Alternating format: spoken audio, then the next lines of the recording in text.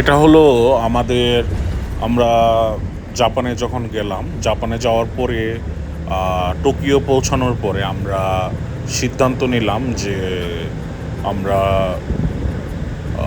হিরোশিমাতে যাব, যেখানে second world ওয়ারের সময় অ্যাটম বোমা ব্লাস্ট হয়েছিল। হ্যাঁ, পারমাণবিক বোমা সেখানে বিস্ফোরণ হয়। যে আপনারা দেখতে পাচ্ছেন, এই যে হিরোশিমা, আমরা এখানে আসলাম। হিরোশিমাতে এখানে যে জাদুঘরটা আছে, এখানে এর ভিতর দেখানো হয় যে পারমাণবিক বোমার যে বিস্ফোরণটা ঘটেছিল জাপানে, সেটা একটা শহরকে কীভাবে ধ্বংসের দ্বার প্রান্তে নিয়ে গিয়েছিল, এবং তারপর আবার জাপান কিভাবে আবার নিজেদেরকে ঘুরে দাঁড়িয়েছে, হ্যাঁ, নিজেরা আবার সুন্দর মতো স্ট্যাবলিশ হয়েছে। তো তারা এই মিউজিয়ামটা, এখানে এই যে ধ্বংসপ্রাপ্ত যে জিনিসগুলো ছিল পারমাণবিক বোমা হামলায়, সেগুলো সাজানো। তারপরে পরের দিন আমরা চলে গিয়েছিলাম, এটা হচ্ছে নারা পার্ক, জাপানের টোকিও থেকে একটু দূরে নারা পার্ক। এখানে মূলত মেন আকর্ষণটা হচ্ছে হরিণ। এই আপনারা যে হরিণগুলো দেখতে পাচ্ছেন, এগুলো শিং ছাড়া অনেক হরিণ, প্রায় শত শত হাজার হাজার হরিণ সেখানে। তো এখানে হরিণদেরকে চিপসের মতো একটা জিনিস কিনতে পাওয়া যায়, সেটা অনেকে খাওয়ায়। হ্যাঁ, প্লাস এখানে পরিবেশটা খুবই সুন্দর, মানুষজন পরিবেশটাকে খুবই এনজয় করে। হ্যাঁ, আমাদের একটা হরিণ বারবার আমার কাছে আসছিল। এই যে হরিণকে খাওয়ানো হচ্ছে, এটা একটা সুন্দর একটি অনুভূতি।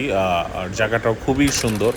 হ্যাঁ, ফার্স্ট ক্লাস একটি প্লেস। এখানে মানুষজন হরিণকে খাওয়াচ্ছে, আদর করছে। হ্যাঁ, শিংগুলো কেটে দেওয়ার কারণ মূলত যাতে মানুষের কোনো ইনজুরি না হয়। এখানে আপনারা রিক্সা দেখতে পাচ্ছেন, এই রিক্সাগুলো খুবই প্রাইসলি। আর এটা হচ্ছে আমরা ওইখান থেকেই একটু সামনে আরেকটি জায়গা আছে, সেটা হচ্ছে টাউন হল বলে। জাপানিরা এখানে হয়তো পূজা টুজা বুদ্ধদের আর কি। তারপর আমরা গাড়ি দিয়ে সামনে যাচ্ছিলাম, খুব সুন্দর দৃশ্য।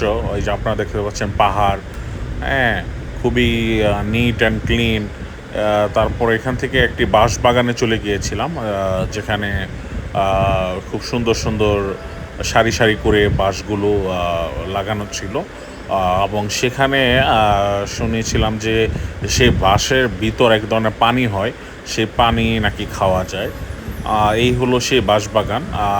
এই বাঁশবাগানটি দেখতেও আসলে দর্শকদের অনেক ভিড়, দর্শনার্থী যারা আছে তাদের একটি ভিড় লেগেই থাকে। তো সেখান থেকে বের হয়ে বৃষ্টি পড়ছিল খুব। জাপান, আপনারা দেখতে পাচ্ছেন খুব সুন্দর বৃষ্টি হচ্ছে।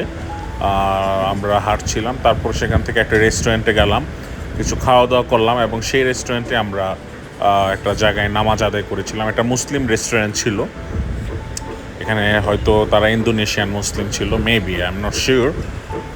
আপনারা দেখতে পাচ্ছেন এরপরে একটু পরেই হালকা স্নোফল শুরু হয়ে গিয়েছিল।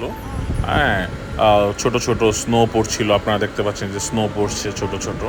হ্যাঁ, এই স্নোফলটা দেখতে আমরা পরে গাড়িটা পার্ক করে চিন্তা করলাম যে একটু স্নোফল এনজয় করে যাই। খুব সুন্দর সুন্দর স্নোফল। এই যে আমার বাবা গাড়িতে বসে আছে, আমাকে বলছে তুমি ভিডিও করো।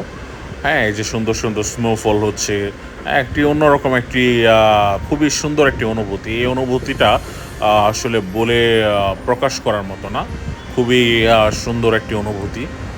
খুব সুন্দর একটি স্নিগ্ধ অনুভূতি মনের ভিতর চলছিল।